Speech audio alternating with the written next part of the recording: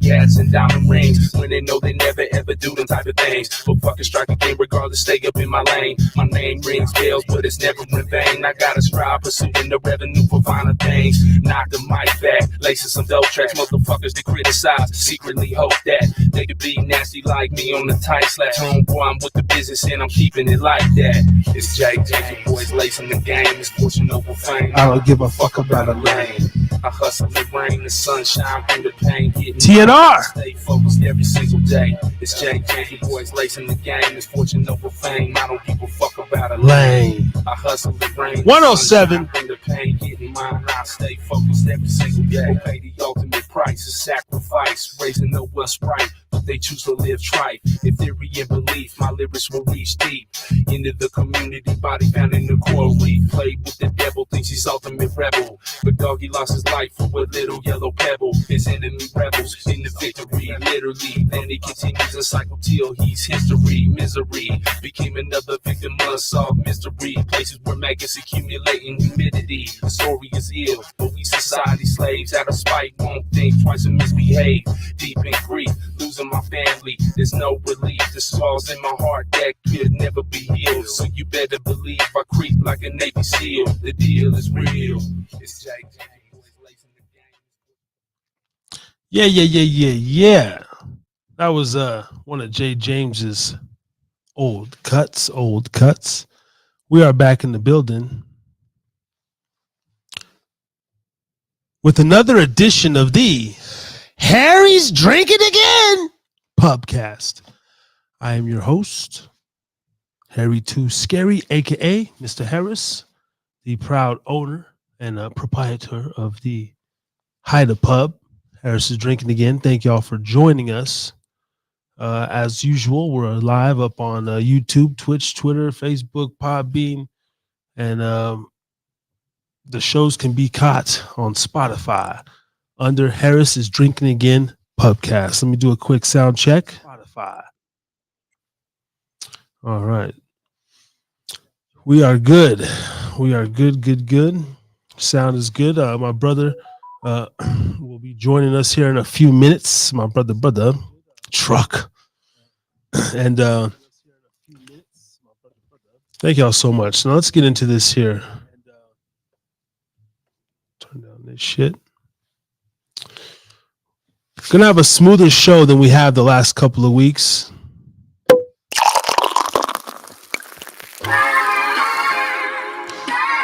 The first one of the year started out fabulous, and then I went down the devil's slippery slope. But we're back into it, man. February, feeling good. Moving and grooving. The show keeps gliding along, and you are witnessing the tales of the Harris. Desert tales. And every week, you never know what you're going to get here at the Hida Pub. Stories of abuse, addiction, fun, laughter. We kind of got it all. I'm going to get into these Vince McMahon texts. The next dude up to be Me Too'd, trying to take the great white hope Vince McMahon down. I'm going to read these salacious text messages, and my brother and me are going to get into it. I'll also talk a little bit about the Super Bowl in Las Vegas here in the Battle-Born State. What an amazing economic boost it is for the state of Nevada, mostly Southern Nevada. We're going to talk about that. And I got all the ultimate party spots if you are in Vegas and listening to this live. You need to know where to go tonight. You dig? Also, every Saturday and Sunday night, the show can be captured on WDJYFM.com. That's 99.1 out of Atlanta. And they're in about 18 markets in the Southeast. Saturday, Sunday, 11 Eastern, 8 Pacific, if you want to catch other episodes of Therapy Night Rants. Yes. So without further ado, though, let me go ahead and bring on my brother since he's patiently waiting. I'm not going to keep him up too late. He's got things to do. He's a busy man. So coming to the stage, he goes by Truck. My brother, my other half. Yes, and that's all I'm gonna say. AKA Prudu Gray. Yes. What's up, my brother? Welcome to the back to the Hida Pub, man. On the Thursday night, where we kick it off and we get right. I just want to let y'all know What's up? tonight. Well, stopped at a little gas station after I took my son to basketball practice and everything. Doing my little coaching thing, and I picked up a little Crown Royal peach tea and a shooter of Jack because they didn't have no shooters of Crown. So we're doing a little whiskey thing, just one-on-one. That's what we're sipping on tonight. The Harrison drinking again.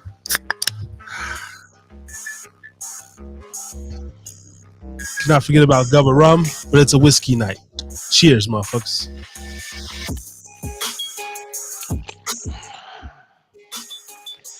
What's up, brother? Oh, that's good. I fucks with that. Smooth, non-carbonated. That's gonna be gone quick. All right. Yes, sir. What's up, my man? How you doing, brother?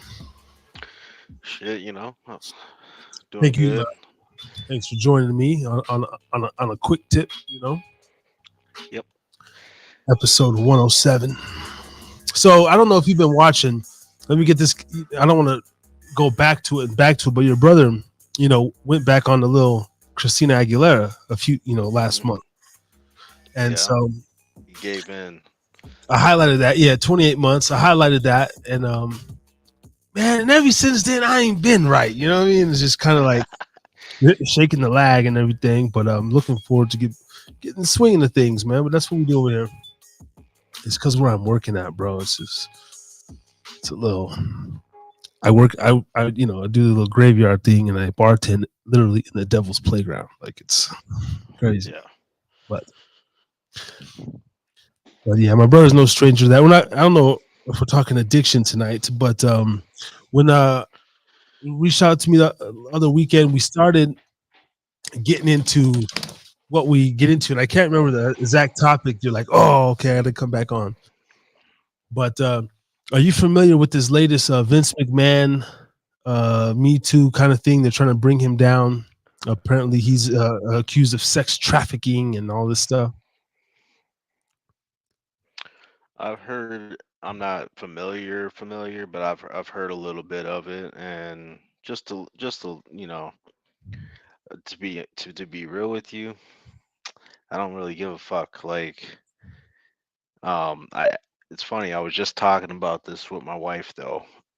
The Bill Cosby thing, the R. Kelly thing, the Hyde from that 70s show. I was telling her that it seems like these stars that got famous, and it seems as if they almost got tired of doing the sacrificial thing, either blood sacrifice or the booty hole sacrifice, that once they didn't want to do it anymore, that's when these charges came, that they all got framed with sexual assault, every one of them. So maybe this is a Vince McMahon, like, hey, we gave you all this money, we need a sacrifice, and he said no, and now they're coming to collect. Yeah, we're pretty much possibly on the same page. It could be that, or he's just a dirty fucking old man, a freak. Yeah. Now, I brought up some of these texts, and shout out Beeline. I see you, Playboy. Yeah, I'll send you the link here in just a moment, because he's a wrestling fan, so I'd like to get his opinion on these things. Now they're very explicit, very vulgar. I'm just gonna read like a quick one. Now let's keep it real. I read all these text messages. I'm pretty sure we've both sexted some bitches, and we've said some pretty similar stuff. Maybe not. Some of his shit is like pretty gay though. Like, he goes gay with it and stuff, talking about a lot of other men's cocks. So I don't know, but okay. One of them here says, back on February 5th, 2021, McMahon directed Miss Grant to arrange a schedule for other men, including physical therapists and Laurinaitis, which is his other business partner, to engage in intimate activities with her, a request that Miss Grant tried to resist. As you can see from the screenshot below, it says, "Exactly, baby. He's not the only one. Called me this afternoon begging to eat you and fuck you with his nice and hard dick." And then it says, "Give me another week, baby, and I'll be ready." This is the woman. "I'm feeling more like myself. It's not great, but it's getting better. Tell him soon." And I guess McMahon says, "I already told him, baby. By the way, Johnny wants Tuesdays, but not this coming one, and the occasional Saturday, but maybe I can shift it." Okay, that's a okay. So they're signing up for some sex. He says maybe he wants two other guys to join you with him. Holy shit! You've told him you would do anything with him. So if he surprised you with two others, you would have no alternative than to take them on. Oh my God, the stories you could tell me then. It makes me want to come right now. By the way, I just thought of what I think is an excellent idea. Maybe you can hint that if he knows someone who can be discreet, it might be better if you and Johnny try him out first so he can get more comfortable before he's introduced to me. So Vince McMahon's pretty much a fag. And but it gets worse. It says, I mean, he's got some shit about wanting to see 3 BBCs basically ripping up her asshole and shit like that. It's fucking wild, bro. That shit is he guilty. I mean, let me see if I can find this other. Okay, he says this one here says reply to your last picture. You need your panties ripped off and 3 big black dicks in all 3 holes at the same time. Way up your pussy and way up your ass, as far as they will go, but even farther.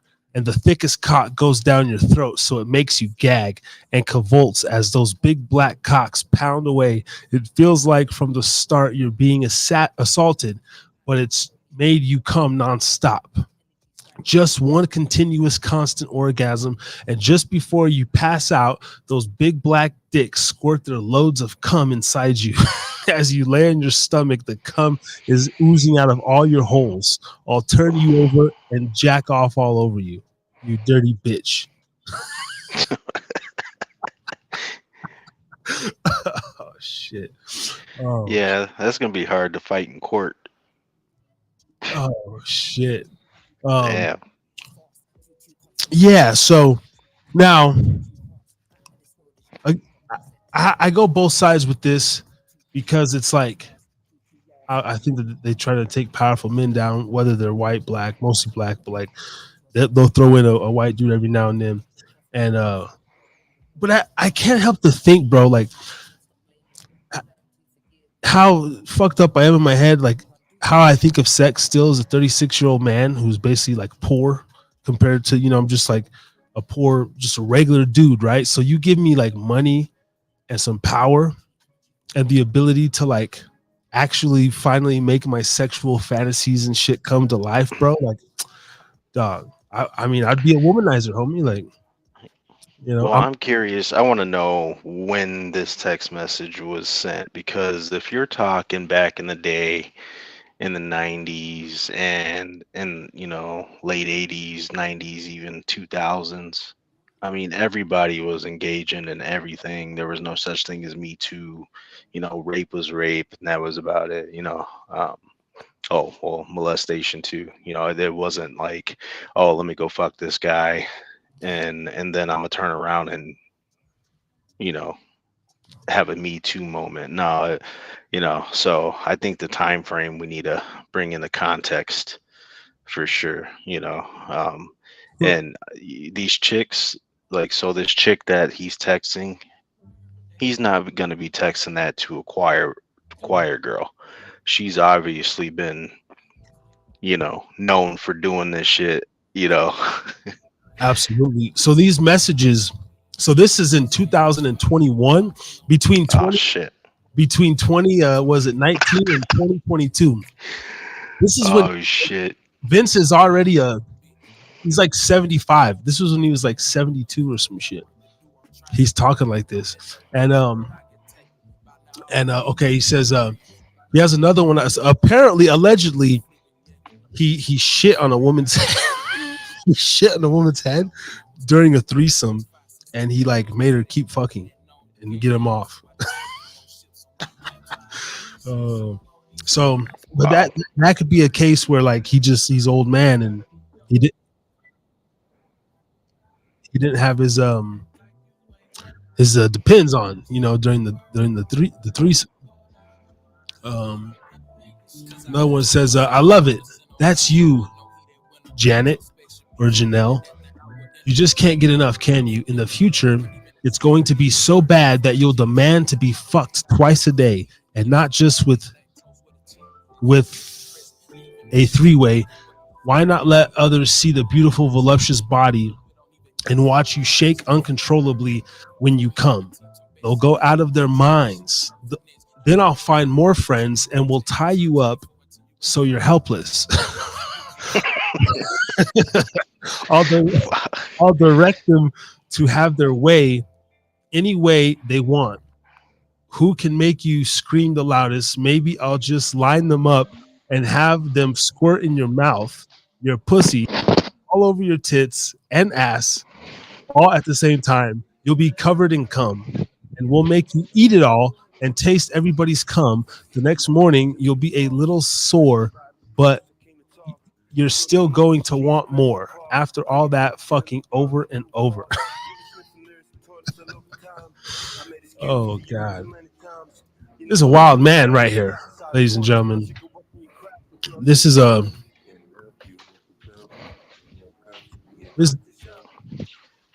this dude's some other shit. Vince McMahon here. But never in my wildest like fantasy. See, I'm not a sadistic evil motherfucker like that. I mean, I see how maybe over time, maybe you get more warped the more like money and sex and shit you have. But like, I can't really see myself, going. I would just have a bunch of bitches, bro. I'd have like fucking 8 women, a dozen women in the room, just like doing different shit with all of them. You know what I mean? I will say, if you're broke and you like big black dicks and you're a dude, you're gonna be rich and like big black dicks and be a dude. But there ain't no way in hell I'm gonna inherit or earn $1 million or plus dollars and be like, you know what? I think I like some big black cocks. Fuck that. Nah, if I'm straight, I'm good. So yeah, he's been getting Booker T'd his whole life. Booker T. Yeah, that's what I'm saying, man. I'm into like the only porn I consume is like lesbian porn. When I get on one and shit and go on my little porn binges, like. I just watch a lesbian porn, guy. I just want to see the bitches, Yeah, I mean, I'm not a big fan of lesbian porn. I shouldn't, try not to watch it. Yeah, I know. I need to stop watching porn. It's very bad. It's very bad. It's fucked up. But lesbian is still gay, but it's girls. But like, is that still liking gay porn? Is that considered? I know. Well, when we think of gay, just think of dudes, but it's like two isn't really normal, right? It's like when you watch a dude plow a chick, you're imagining that's your penis, not his. You're not thinking that that's his. Yeah, and I don't even like to watch a lot of straight porn. Sometimes I'll look for a nice. I like to type in Latina blowjob, and because I like to just see something about a Mexican broad sucking a dick. It's just sexiest thing, and then of course you just sit there and imagine it's yours, and the POV, is pretty cool. I like the POV Latino blowjobs, but that's about it. I just want fucking lesbians. But hey, we're gonna get someone else here on the line. My boy Brian Beeline. It's just an over masculine show like it always is here at the Hida Pub. Ladies, you're more than welcome. Ladies, free before 10 p.m. every Thursday. But it's just a house full of sausages. So welcome to the stage. It's been a minute, but he's no stranger to the Harris Drink It Again Pubcast. Go check him out on his own platform, the Beeline Entertainment LLC. Ladies and gentlemen, Brian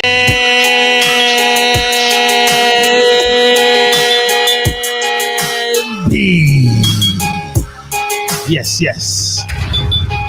In the building.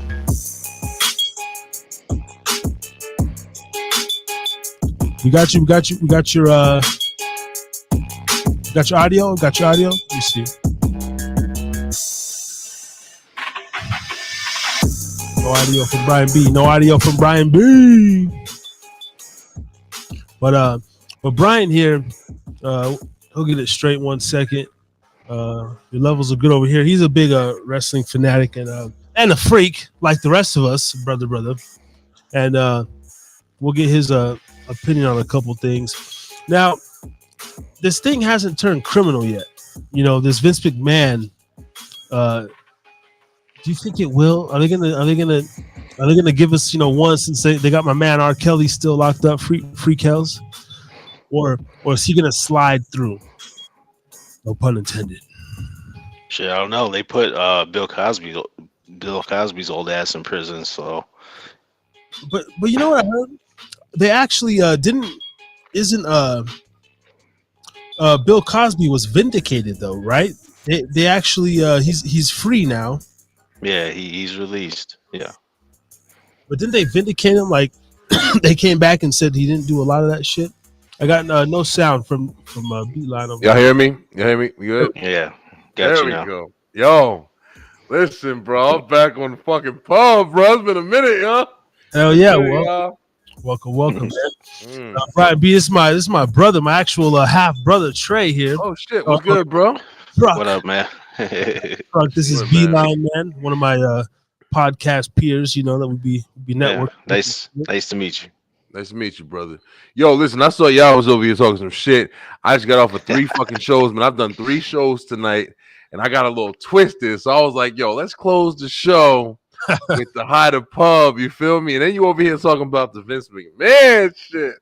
Yeah, I was gonna hit you and be like, let's see if you know you've covered that or if you were gonna do 5 years. But what's your take on this whole thing? Yo, let me say this, man. Listen, I don't know.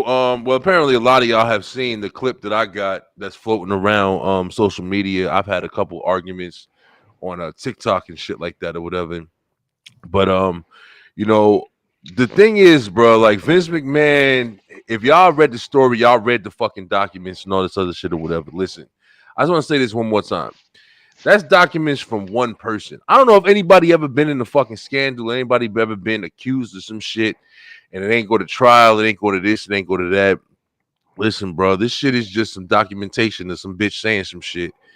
And now I think the reason why people have such a high kind of like, you know, understanding of the situation is because Vince McMahon has a history. And you know what I'm saying, he is a powerful ass, old white ass dude who's been doing shit a long time his way. It's been a lot of fucking speculations, it's been a lot of scandals, it's been a lot of bullshit. Just like any motherfucker of power, bro. It's like, you know, they live by different standards than, you know, the regular 9-to-5 niggas and shit like that or whatever. But at the same time, this guy, just like you just said, Harris, this nigga ain't never been, you know, criminally, you know, charged with anything. So at this point, we all reading, you know, the testimony of the victim or whatever. Now, red flag. The only time this bitch came out was when the fucking money stopped. Exactly. The only time this bitch came out was when the money stopped. The money stopped flowing, and all of a sudden, now she on some victim shit. Now, I'm not saying she wasn't on some victim shit as far as however you want to describe or personalize victim shit. But in all these documentations, bruh, I don't know why I'm the only motherfucker on the planet that sees it as a willing participant. The only reason why it gets any kind of extra, you know, examination is because he is the owner of a business. He wanted to hire somebody, and he worked, and they claim she worked for the company. That's the only reason why it's any kind of other speculation. But at the end of the day, yo, when I saw this shit, I'm not saying just to fucking verify. I'm not saying that Vince McMahon ain't a dirty old man that's doing dirty old man shit. I'm not saying that. But what I am saying is, where do we draw the line between a willing participant who accepted the position, who wants some hoe shit, to the point where we classifying these motherfuckers who are over here fucking these hoe chicks, and saying it's all sexual assault. I just don't understand like where the line is anymore, bro. Because like I told my people, like, yo, listen, when I heard this story, I got plenty of friends. You feel me? Like, back in the day where, you meet that one chick that, oh, yeah, she doing this, she doing that. And then you tell your boy, and you're like, oh, yo, listen, Judy, she sucked me off behind the fucking Walmart yesterday. And she was talking about it. She did this or whatever. And the next thing you know, that nigga talking to that girl and she doing him next. So I'm just saying, I'm not trying to glorify any kind of sexual assault. That's horrible. You feel me? In any situation. But I'm trying to verify what the fuck is sexual assault. Because if it's some girl saying yes to everything, and then when the money stops, then all of a sudden she's victimized, that's sexual assault. Yeah, it's kind of looking like. I'm trying to figure it out, bro. It's kind of looking like that. I think there needs to be laws. Like, there's no accountability for the women who do the false claims on men. There needs to literally be these laws passed, and the shit needs to be analyzed. Like, hey, if you make these allegations against a man and it comes to find out that you're lying just for your benefit, they should be charged with something or fined or imprisoned themselves. You know what I mean? For real. I think just looking at this, but see, back in the day, if you were a whore and you did all types of freaky shit, that you was just a whore who did all types of freaky shit, try to get your life right, But see, we're at a point right now to where they actually have platforms to where they can't just accept being a whore and that they did some foul shit. Now they want to come out and say that somebody did it to them just so they can secure the bag, pretty much. So absolutely. And even with I was trying to put out the point, and I actually had somebody on fucking TikTok, I'm saying, like, like, to literally take my fucking clip of what I did and try to, like, formulate it so it looks like what they want it to look like. And that's where we live in, bro. Yep. Like, you literally live in the world of motherfuckers not doing their research, not paying attention, just going by what they first see. When they first put this story out, and like I said, I want to clarify this shit one more time. I'm not saying Vince McMahon ain't a dirty old man doing dirty old man shit. I'm not saying that. I'm definitely not, because I think that he is. I don't know that he is. I just think that's my personal opinion from knowing this motherfucker all these years that I've been watching wrestling and shit.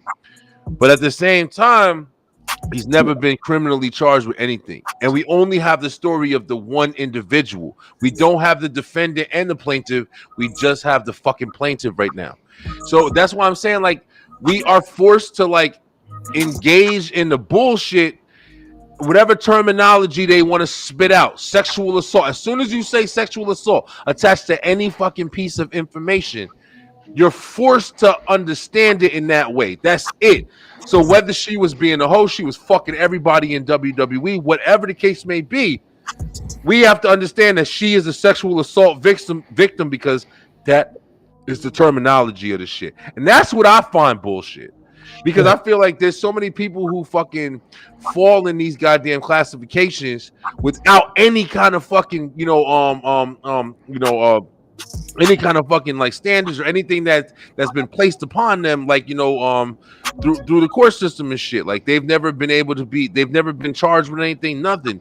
You just get a story that comes out, and then bam, that's your label, and that's what you got to live by. That's the bullshit to me, bro. No, it is. It absolutely is. I also think a lot of it's just distraction. It was a slow week. It broke before the Super Bowl. They're trying to take the news off Tucker Carlson, possibly interviewing Vladimir Putin. They're trying, the border crisis. Like, if we could talk about, 3 black cocks and cum and fucking jizzing all over a bitch, like, that's hell of more of a distraction than, like, hey, we don't want 3 black guys talking about fucking politics and shit, how to unify. Listen, yo, and just hey, listen. I want to say, listen, yo, Harris, my boy, bro. I miss you, bro. I'm glad to see you still doing your shit. I'll keep up with your show. You know what I'm saying? Everybody's doing their own shit. I'm glad to see you still going strong, man. Killing the commitment. And it's really nice meeting you, Truck. Like, I'm saying, like, I've been on the Harris drinking for a while, and your nigga Twisted. Like I said, I've been fucking, watching and being on shows since like 6 o'clock this afternoon. But at the end of the day, man, on some real shit, like Harris just said, like, there is a lot going on in the world. there's a lot going on in the world right now. There's a lot of fucking things that are being used to take your mind off of shit, I believe, as well.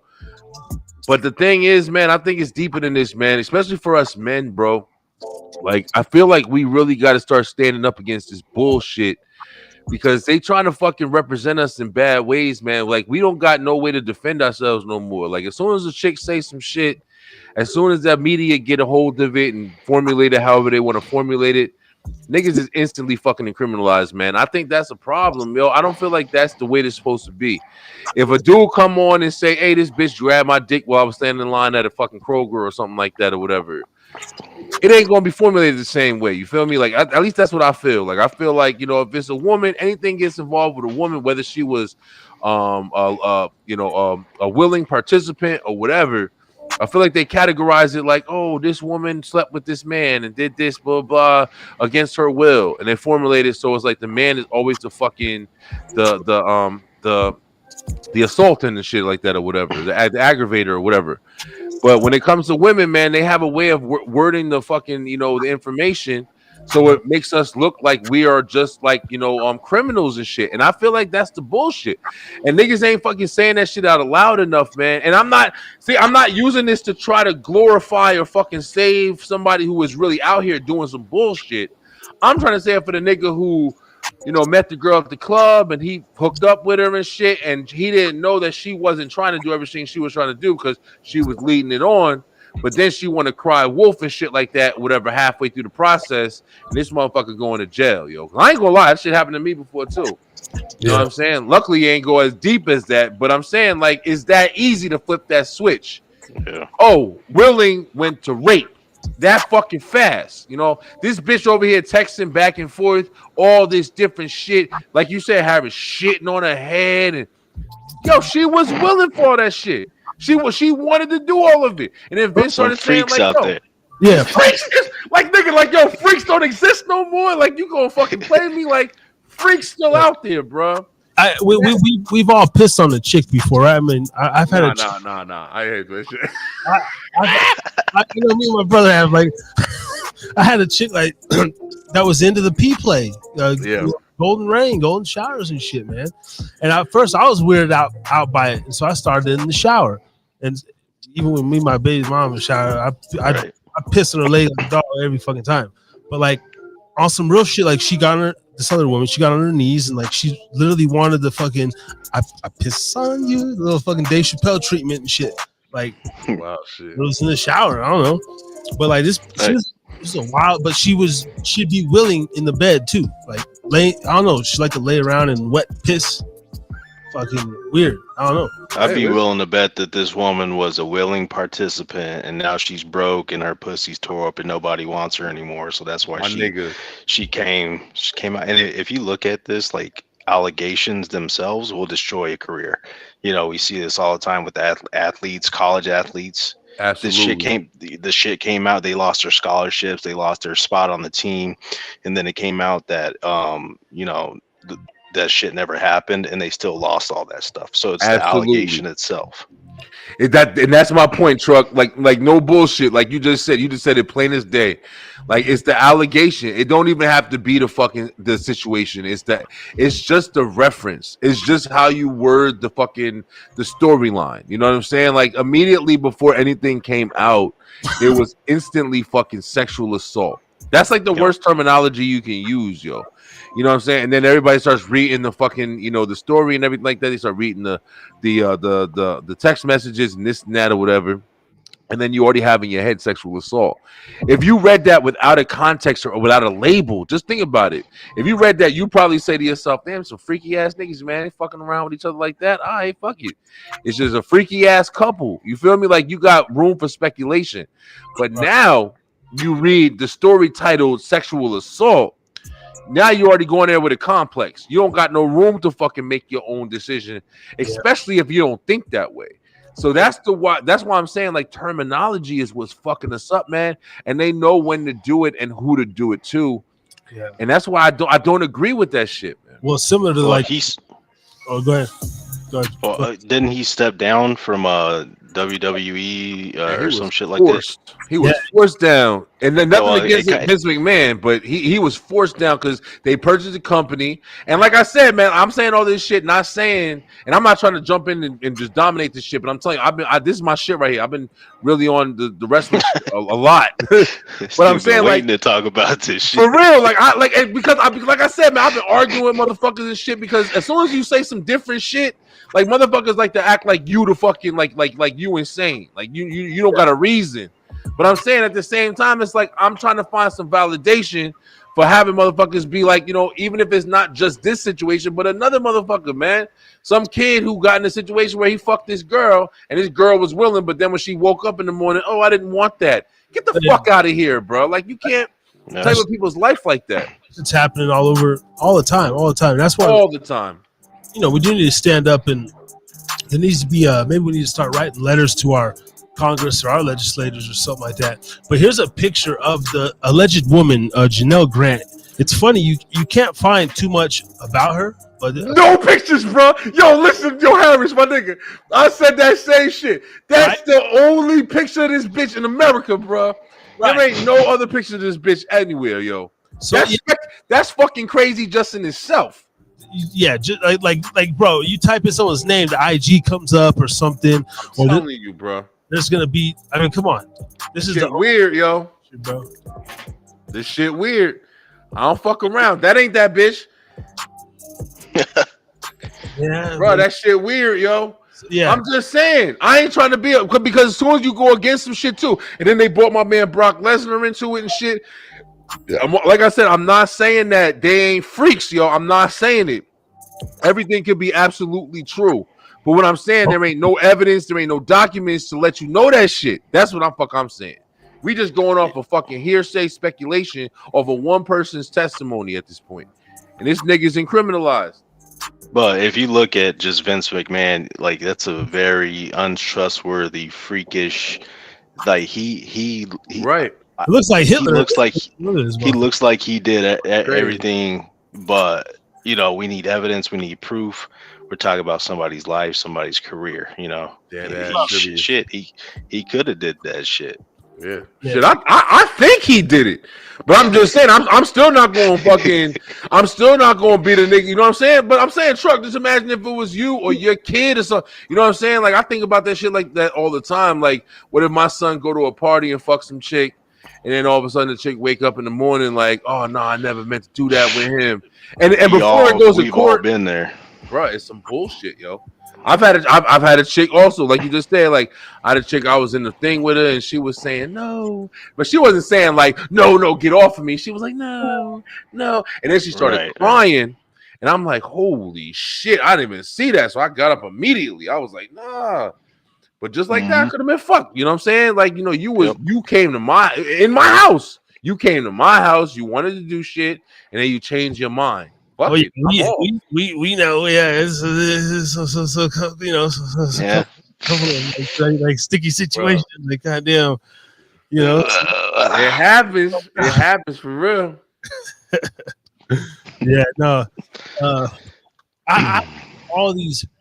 Even the cats that we don't have stories on, bro. That's when any celebrity news breaks, I'm always like, cool, like they be doing that shit. The cat's been out the bag, whether since Professor Griff was talking about it with the Illuminati bloodlines and shit back in like 07, fucking like they have these Hollywood parties and it's no shout out to Bud Light Platinum. I like those little flippers. I fuck with it hard, yo. Like that, it's just a known thing, man. Even they were saying like even the Magic Johnson back in the day, right? The whole AIDS shit, but that was, he was supposed to be with 5, 6, 7 women. Showtime Lakers. They said that was to cover up the fact that he was gay too. I don't know. His son's a flamer too. His son's gay as shit. He is. Yeah, a whole different gender and everything. Let's talk about that. So Magic Johnson had AIDS. They cured that shit, and I don't know of him sacrificing anything to get his hundreds of millions of dollars like everybody else, right? So he sacrificed his son to become a fucking chick, just like Dwayne Wade sacrificed his girl or boy. I don't know what it was before, but now it's not what it originally was. Zaza or some shit. Holy shit. I ain't Yeah. never heard that shit. Listen, bro, Yeah. I don't disbelieve nothing, bro. Especially when it comes to the fucking niggas in Hollywood and everything like that. Like, I try to just look at everything on like the most, basic fucking level. I don't give a fuck. But like you just said, I never even thought of that because I never thought about even with the Magic Johnson situation. I know his son is, trying to be a woman and everything like that. Dwayne Wade, the same shit. And Yep. it is cause for question because you wonder why these people are living these fucking lifestyles or even having these ideas of these lifestyles or fucking, perpetrating that shit onto their kids or whatever. It's difficult, man. It's a different world we live in. Everybody has these fucking such different mentalities for how things should be, the choices that they are able to make. Some motherfuckers just making the decisions because they can. It's not even because it's just like a conscious decision. It's just because it's an option. And that's why I don't fucking know what to believe with people anymore, man, because everything is so accepted. I mean, I don't know if it's fucking Illuminati shit. I don't know if it's just literal fucking. It's all Illuminati shit. And what gets me, if me, you, Dakota, if we actually, okay, so maybe not us. Let me use somebody else, some sissies. Let me use some sissies. So the average sissy out there, if they actually knew what was going on behind the scenes with in Hollywood with the Kevin Harts, that they go out here in front of the TV, they entertain us, they laugh, we think their life's great, but Yeah. whose dick did they just take in their ass? Like what kid did they just fucking touch behind the scenes, to fulfill their obligation? And that's my problem with it. That's why I stopped giving a fuck about like Hollywood and shit. Yeah. But it's election year, so we about to have a lot of distractions. No, that's a true statement. And even what you just said, Truck, I mean, what's fucking crazy though, man? This is the craziest shit to me, man. And I don't know if I'm explaining this as well as I want to because I'm a little under the influence. But this is what's crazy, bro. You can have literally one story, even one proven story of that happening in the industry. Just one fucking story. Damn, Harris, I'm trying to be all fucking intellectual and shit. You gotta come and kill the whole shit. That's your idol. That's what you guys pay fucking $200 to go see right there. Yo, stop playing Kevin Hart because he ain't the only nigga to wear a dress, man. I was sitting there saying, yo, listen, Shanae, fucking Wanda. I'm saying like we've been watching niggas wear a dress for a while, but now everybody jumping on Kevin Hart dick because he the hottest thing out there right now. But I'm saying like I don't agree with that whole culture, bro. I don't think that just because you're wearing a dress in Hollywood, you automatically fucking the elites and shit like that. Well, I don't think necessarily you're fucking them, but it definitely a humiliation going on. Like, even with one of my favorite movies, Mrs. fucking Doubtfire with Robert Williams, right? Yeah, that was a good ass movie though. Yeah, like I'm sitting there as a little boy, and honey, he's changed into his little woman shit, and there's a subliminal behind that. But growing up, like I never was so influenced by the movie. I wanted to go put on a fucking old lady fat suit or nothing. Exactly. Yeah, me neither. I mean, it was just the concept, especially for black men. Like they want to. Masculine. I mean, look, he still got cuts on, little cuts right there on his fucking biceps and shit. Like, it's just like you're like a strong masculine person, but then on a subliminal level and maybe like internally, they're breaking him down a little bit, bro. You can't feel comfortable in that shit. I don't right. I feel you on that. How funny you're trying to be, bro. Like you cannot feel like good in like a bunch of makeup and women's shit. Yeah, I mean, I've been on shows where I've talked to people about this situation, and a question that I've been asked is, if somebody came up to you and asked you and said, "Hey, listen, I've been watching you, I've been following you, whatever," and it was a legit offer, and they said, "Hey, we got this part in this movie, and we think you'd be great for it. Your personality, your characteristics, everything matches exactly what we're looking for. We'll pay you $1 million fucking dollars, but you got to play up the part of the housewife or the housemaid." And you don't gotta fuck anybody or nothing like that, but you gotta put a dress on. How many motherfuckers you think honestly gonna say yes to that shit, man? On some real shit. Well, okay, so let's talk about it. They offer Me $1 million to put a dress on to play a role. So yeah, I guess I'm with it because I'm a heterosexual male and I'm very comfortable. Wait. Am I with it? You know You what? gotta No, think about it, right? shit. You Hey, gotta think about that shit for a minute. hey, Because You just gotta think about that shit. just the fact that you said you with it. There's some executive producer rubbing his hands together like, Oh shit. no, well, no, because yeah, okay, I was looking at it from this point of view. Like I'm comfortable with who I am. You know, why not? Let me get my meal. But I then I feel the also same. think, you know, me believing with my faith system and God and everything. He says oh hell no. it's an abomination for a man to put on a woman's garments. Then Nigga, that's Wesley Snipes. Wow. you know, yeah, Wesley Snipes, Tu Wong Fu. You Yo, know, yo, bro, listen, if you try to go through the list is endless, bro. Everybody's fucking done it, bro. You know why? There's some hey, top, scroll man. back up to the Joanna man. This nigga Joanna, loves man. fucking dresses. This nigga's gay as fuck. You Like, think so? hell yeah, he's sweet. You gotta just look at his interviews and shit. Yeah, I don't even know his name. I forgot his name. I know he's been in a lot of shit. I remember I first saw him on fucking Return of the Living Dead back in the day. But I mean, it's been a lot of dudes now. Motherfuckers just openly wearing dresses and skirts and shit. That shit right there, to me, that shit is fucking crazy. I don't understand why you know something that's known as established. I can understand the actor who's playing a role and he's Hey, just trying to be. he That comes back. that looks like it's what's it called though? That don't like that's real. Photoshop. Yeah, it looks like that Photoshop or Yeah, something. that looks like everybody hates Chris. He's laying in the bed and then they Yeah, like Photoshop. they fucked with that picture. That's another good point though, with the changes with AI and stuff like that or whatever. I mean, you don't even know it's real anymore. I I mean, guess I guess Kid Cudi just paid a homage to some rocker that used to dress in Kid Cudi, Kurt Cobain. I guess he paid homage, but he was performing in this shit. nah, you crazy. Now you wilding the No, fuck out. That's I mean, some yeah, that's some crazy shit. If you ain't doing a movie or something, you just trying to like play a role. You just wearing that shit on a regular Tuesday or something. Nah, fuck you.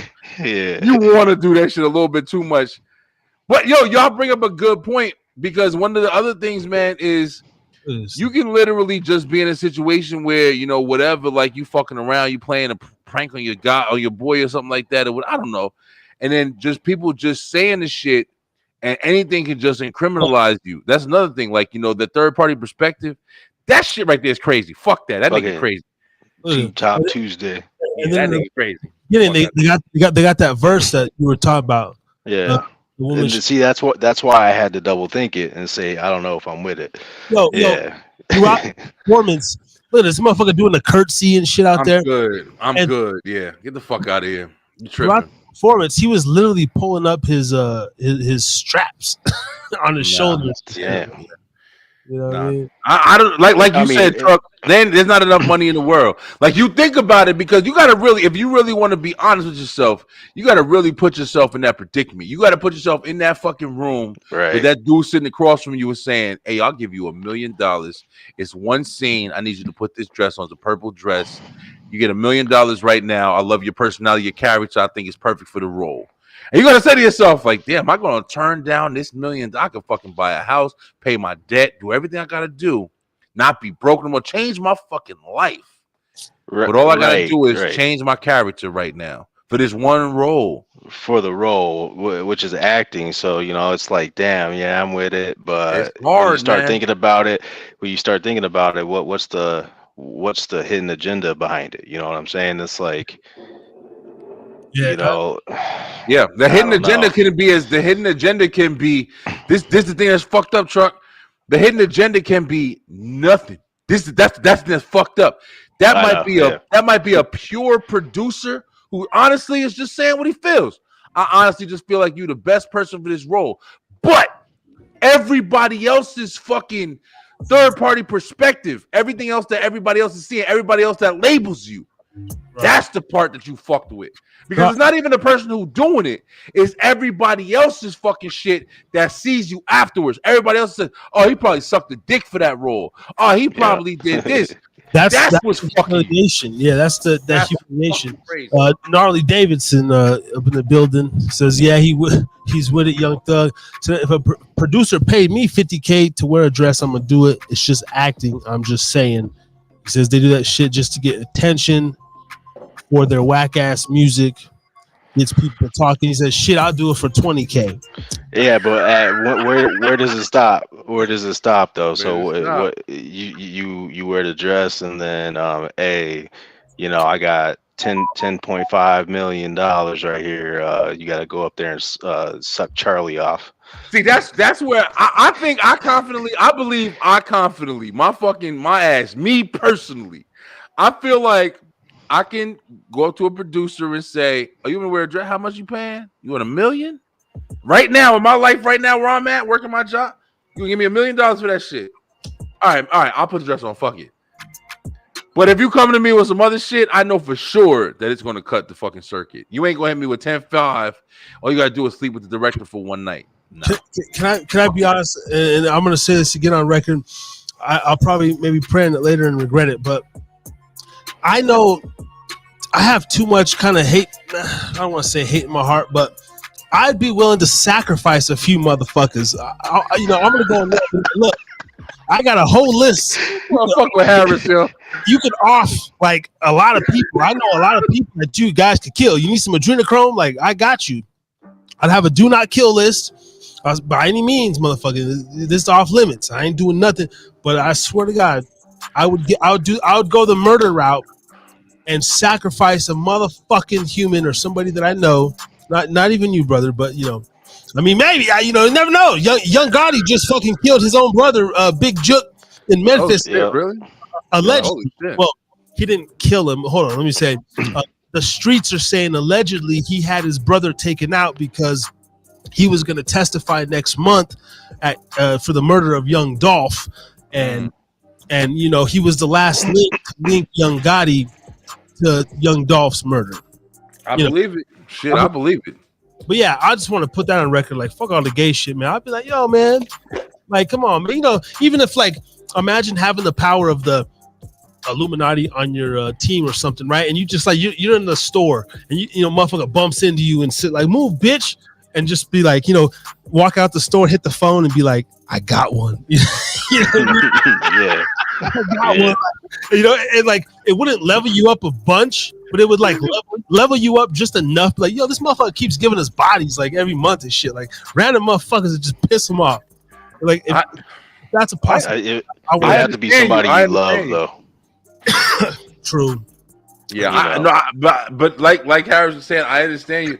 Ain't that some fucked up shit? Like for certain people, because I personally, like I say, I'm one of them motherfuckers that when I tell a story, when I say something, I really like to dive into it deep. I really like to share my perspective with you because I want you to be in the same fucking mentality that I'm in while I'm telling you it, so you can make your decision and you can judge me knowing all the information. You know what I'm saying? So I'm telling you about the person who was in back of me, the front of me, the side of me, everything, every fucking piece that I can provide you.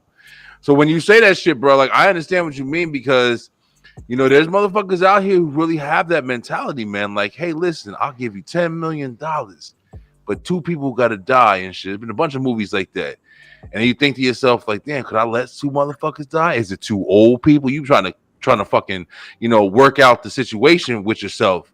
Hey, they're old anyway. Who cares? He's 90 years old. I need my oxygen, man. There's too many motherfuckers on here. I need my oxygen, bro. Someone's got to go. Someone's got to go. It's but see, Harris, the thing is, when you say shit like that, not only are you saying that you would entertain that idea, but there's a limit. There's a limit. Like Chuck was saying, like, how far will I go? Once I start really thinking about it, how far would I go? Let me let this motherfucker, maybe I will off this nigga that delivers the mail every 5 minutes. He gonna fucking die anyway. It's fucked up to think like that, but it's like it is a concept. You feel me? Like it is a fucking thought process. That's the thing, though. So if you're sacrificing a human, that life has to have value. So if that person, you don't know him, he don't mean nothing to you. That's why you see these celebrities. Kanye West, his mom, boom, got famous. Shit. Jennifer Hudson, whole family burnt up alive in their house. Damn. Dr. Kevin Dre. Hart just recently, car crash. His two buddies. He was the only one that made. How'd you crawl out of that car crash and make it home? And they both died. Yo, he's spitting know. facts right now. Holy shit, I think of that. Yeah. No, Mike Tyson, Mike Dr. Tyson.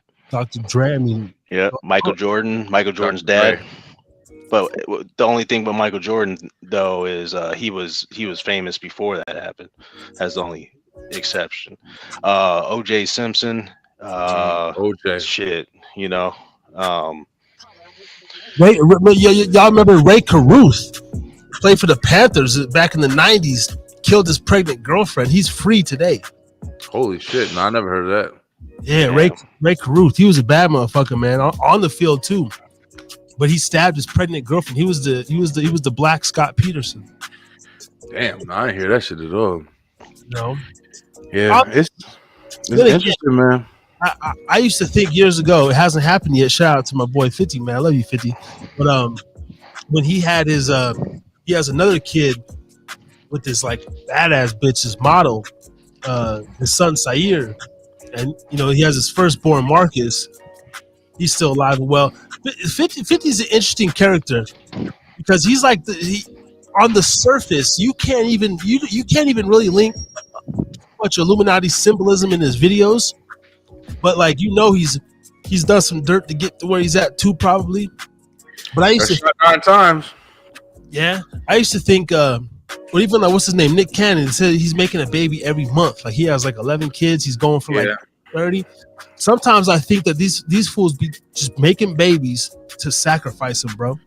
He on some biblical shit. I mean, I don't know. Nick Cannon, he's on some like you know Hebrew Israelite shit. Like so I don't know. Yeah, I mean it's possible. Well, one of my theories was that when all these famous people go in their bunkers and we're all dead up here, they're having kids to repopulate and have their own tribe and shit, you know. So I mean that's because they're gonna need somebody to repopulate the new world order after they do the they kill 3 billion people. What I think it was. Hey, listen, probably more than that, honestly, because the fucking headstone said it was only supposed to be like 350 million. So yeah, 500 million. Yeah, if it's 8 billion people on this fucking planet, I mean, they're killing a lot more than that. Yep. Why did Mark Zuckerberg just go buy build a $150 million bunker? Oh yeah, you know. Yeah. So it's a lot of shit. Hawaii, why did that burn up with the laser? Yo, did you hear that in not in just in Hawaii? I forgot. Damn, I fucking forgot. It was another I don't know if it was Costa Rica, but another one had the same kind of situation where they burnt the fuck up. I was just reading about it. The same way Hawaii burnt up and everything. And they're saying that was owned by the Smart City Corporation, whatever, the same shit that happened with Hawaii. Wow. I don't know if it's true, but I saw it. I saw the fucking the report on it. And I mean, if that is true, that's crazy. That's beyond fucking crazy. So if you've seen the photos, you know, how's the fire gonna skip over all the rich houses and shit? I saw that. Yeah. It literally skipped over houses. Yeah. The color blue, yep.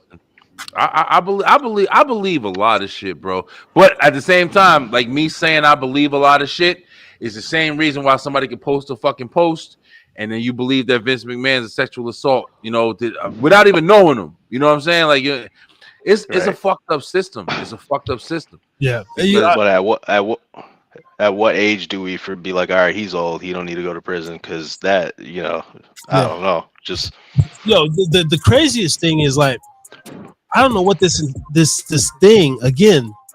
These texts take out the other men's cocks with like. So this whole like Adam 22, Lena the Plug, like I follow the no jumper shit, right? You had Adam last year who finally let his wife do a sex scene with the black man. They make porn together, but like we're getting into this whole cuck era, and I think it's like, but seriously, take away I just want to see 3 black cocks stretch your pussy. It's like, no, I want to see my own tongue and fingers stretching your pussy. While I'm underneath you. Like those fucking messages are pretty normal. Minus the gay shit. And so I kind of wonder too, like, I bet they could take any one of our chat logs over the years. We done text some bitches, right? And so some real shit. And they could like we don't I don't know the phone records. I'm just pulling them up on Google and shit, right? Monsterize that shit. Yeah. So, from anything you see. Search history, any of that shit. They can take my shit and just be like, yo, Harris is the fruitiest, gayest motherfucker. I'm like, bro, all that shit I said was about lesbians, dog. Like I be you know what I'm saying? You're right. They'll make it seem like I had a whole terabyte full of gay porn. They'll be like, it was lesbian porn. They fucking, you know what I mean? But they'll just put that out. But they'll just put the gay porn out. And that's what we're saying. Like they'll put out, it's factual and it's truthful, but it's misleading. That's the fucking problem. They'll put out Harris is drinking again with a whole bunch of gay porn on his hardware. And then everybody reads it. And of course you're gonna think, because why would you say something on the negative on a positive slant?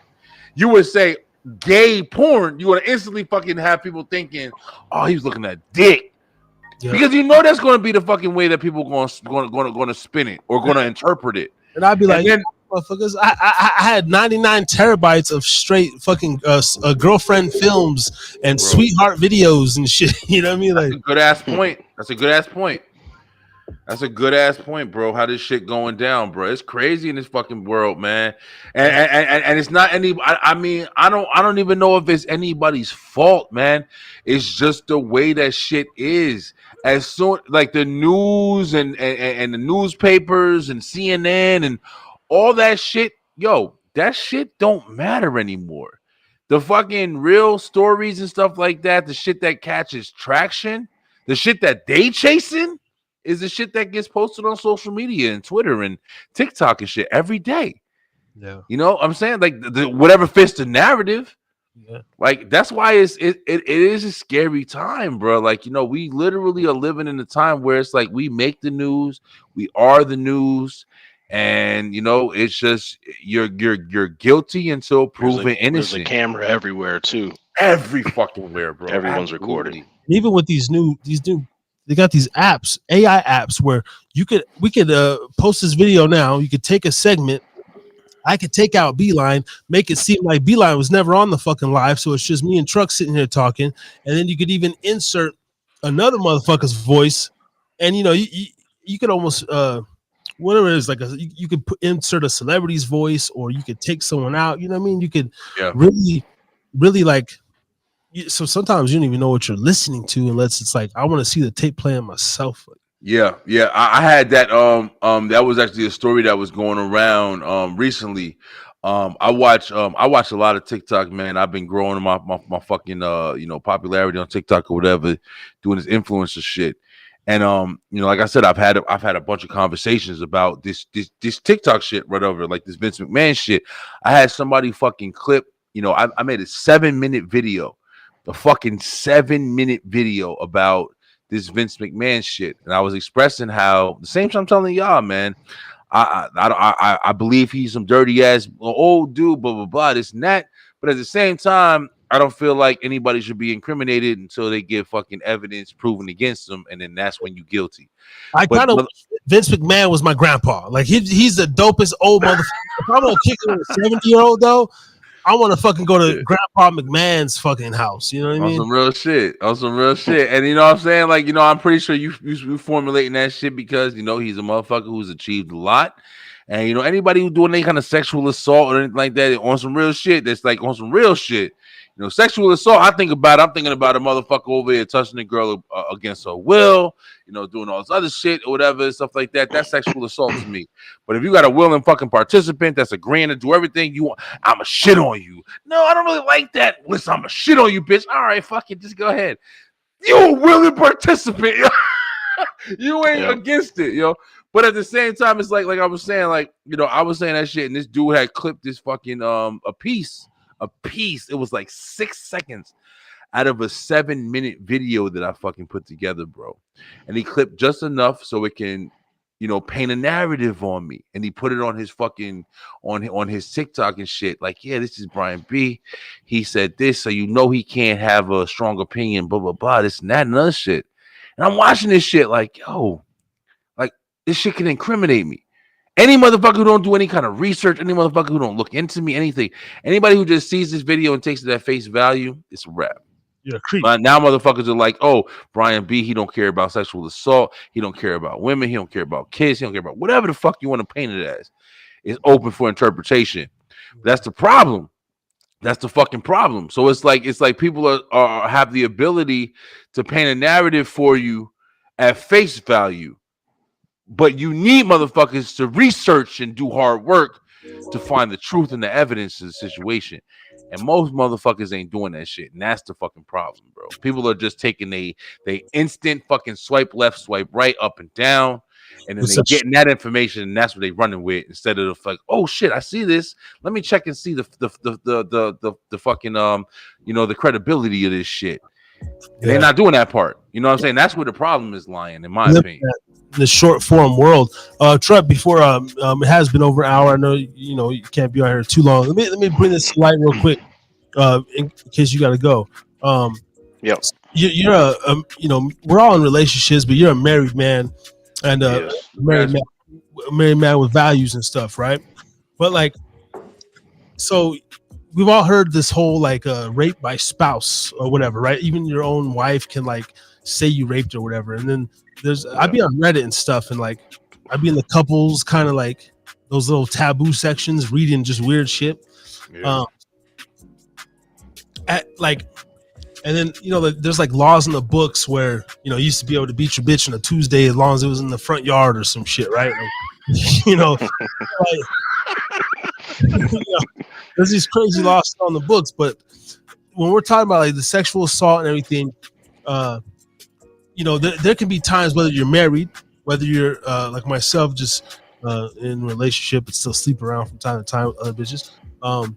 Like, I'm sure we've been in a situation where it's like you have consensual sex with your wife, with your woman, and then let's say I've had women literally tell me like, oh, just if you want some in the morning, like whatever, or you could fuck me when I'm asleep or whatever, right? I've had like women tell me that, like, just put it in when I'm sleeping. And I'm like, and I've done that a couple times, but like as I get older, I'm like, nah, bitch, like I'm not no Cosby, right? But in your situation, do you see like how do I word this, like a scenario to where even you would be wary of like sleeping with your wife, even though it's like consensual as fuck, right? But if let's say she is sleeping wherever, oh baby, if you want, I'm really tired, but if you want some more, just come get it at 4:30. Like do those thoughts ever go into your head, like it's just as far as like where you will go with the woman or with your own woman because of like still being a black man in America, and like, whoa, I can't overstep my boundaries too hard, like, you know what I'm trying to say? I feel what you're asking. Yeah, I think I understand what you're asking.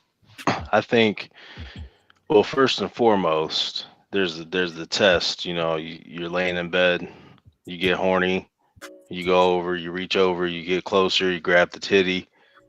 If she swats it away, that means no. Yeah, yeah. So that if you're grabbing on her and you're like, okay, all right, shit, all right, let me try to get up in here and stuff. Then it's a go. But for me, I never worry about my wife because, for one, I respect her. For two, she respects me, and I married the right woman for the right reasons. I didn't marry, for any other reason other than that. Where I would worry is these new marriages where they're getting married for the wedding. They're getting they're getting married for the gram. But Instagram pictures. I would worry about that shit. I agree. Yeah, I agree, brother. Where it can be all consensual. You can fuck her 3-4 times on your honeymoon.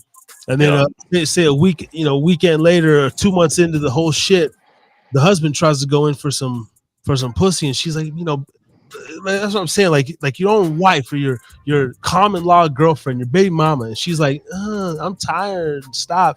You know, we've all kind of pressed the threshold.